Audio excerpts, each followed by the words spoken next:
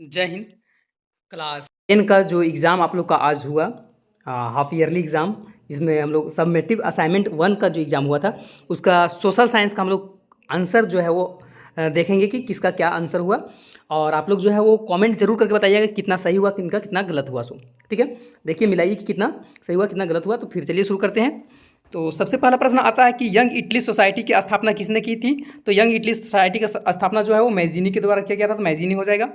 Next है कि दूसरा प्रश्न कि जब फ्रांस छींकता है तो बाकी यूरोप में, हाँ, जब फ्रांस छींकता है तो बाकी यूरोप को जो है सर्दी जुकाम हो जाता है, ये किसके द्वारा बोला गया था। तो मेटरनिक के द्वारा बोला गया था, तो इसका बी सही आंसर हो जाएगा। नेक्स्ट है कि बिस्मार्क जर्मनी का चांसलर कब बना, है ना। ऑटोमन बिस्मार्क जो था वो 1871 ईस्वी में जर्मनी का चांसलर बना, तो 1871 हो जाएगा। नेक्स्ट आता है कि इटली का एकीकरण कब पूरा हुआ। इटली का एकीकरण जो था वो 1871 ईस्वी में पूरा होता है, तो 1871 हो जाएगा। आगे साइमन कमीशन भारत कब पहुंचा था। तो साइमन कमीशन भारत जो था 1928 ईस्वी का आया था, 1928 हो जाएगा। नेक्स्ट आता है कि गांधी जी ने दांडी यात्रा कब शुरू की थी। तो गांधी जी के द्वारा दांडी यात्रा जो है 12 मार्च 1930 को किया गया था, तो 12 मार्च 1930 हो जाएगा। नेक्स्ट प्रश्न आता है कि भारत छोड़ो आंदोलन कब शुरू हुआ था। तो अगस्त 1942 को इसका सही आंसर हो जाएगा।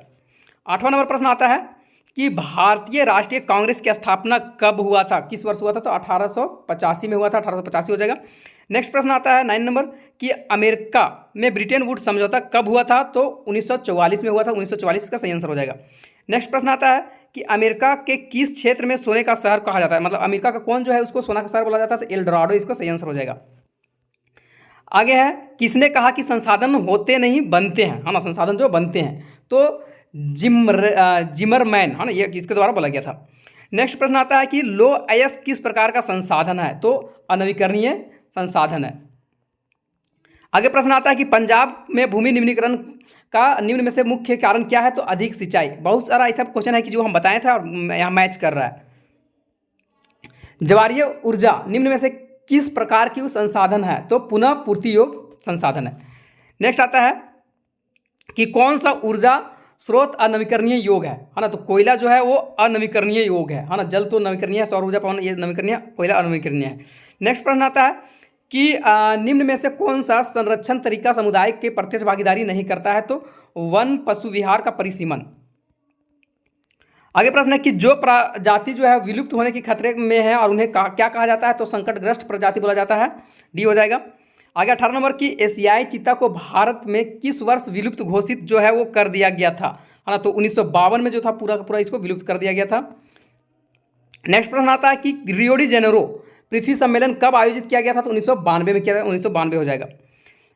20 नंबर प्रश्न है भाखड़ा नांगल परियोजना किस नदी पर स्थापित है। तो सतलुज ब्यास नदी बेसिन पर स्थापित है। आगे प्रश्न आता है निम्नलिखित में से कौन सा देश विकास के संदर्भ में सर्वोच्च है। तो भारत हो जाएगा।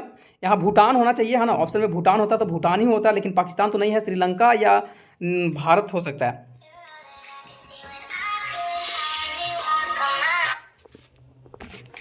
नेक्स्ट प्रश्न आता है कि मानव विकास सूचकांक प्रदर्शित करता है ना। तो लोगों के संपूर्ण विकास, उत्तम शिक्षा प्रणाली, स्वास्थ्य विकास, इनमें से सभी ऑप्शन यहाँ होना चाहिए, क्या इनमें से सभी मानव विकास सूचकांक जो है वो सभी को दिखाता है।